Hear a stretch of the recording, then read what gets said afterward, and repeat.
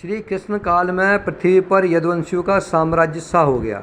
यदुवंशियों की संख्या दिन प्रतिदिन बढ़ती जा रही थी और वे उन्मत्त भी होते जा रहे थे।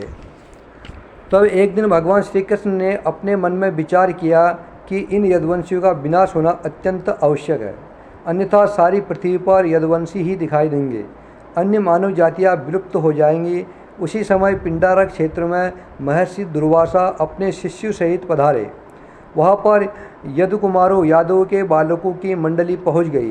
वे सभी यदुकुमार अपने बल पुरुष के घमंड में अंधे से हो रहे थे।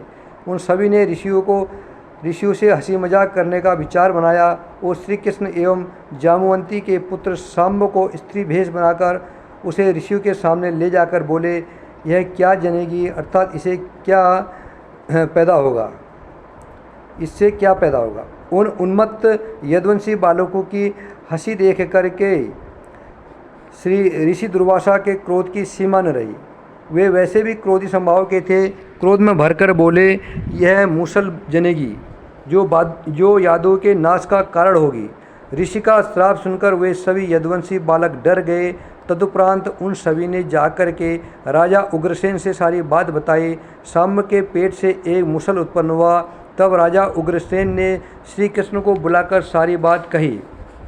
श्री कृष्ण जी ने उस मूसल का चूर्ण कराकर समुद्र में डलवा दिया। मूसल के लोहे का एक खंड जो भाले की नोक के समान था, जो चूर्ण होने से बच गया था, उसे भी समुद्र में फेंकवा दिया। उस लोह खंड को एक समुद्री मछली निगल गई। उस मछली को मच्छरों ने पकड़कर चीरा तो वह लोह खंड बाहर निकल आया। उस लोहे के टुकड़े को मच्छरे वही छोड़कर चले गए, जिसे जरा नामक व्याध ने ले लिया और अपने बाड़ की नोक पर लगा दिया। उधर ऋषियों के श्राप के कारण मूसल के चूर्ण समुद्र में सरकंडे के रूप में उत्पन्न हुए। एक बार सभी यादवगढ़ कृष्ण आदि सहित रथ पर चढ़कर प्रभाव क्षेत्र आए, जहाँ पर मूसल चूर्ण करके समुद्र में डाला गया था।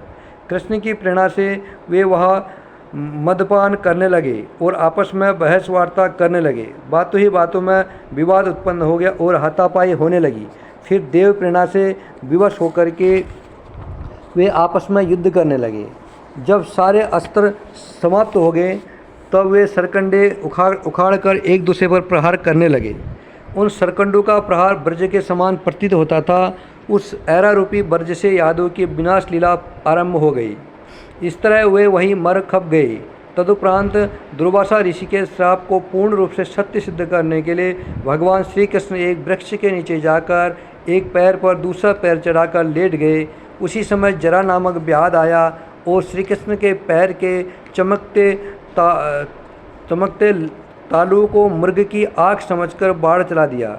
इस तरह वे अपने धाम को चले गए और सारे यदुवंश का विनाश हो गया। श्री राम जय राम जय जय राम, श्री राम जय राम जय जय।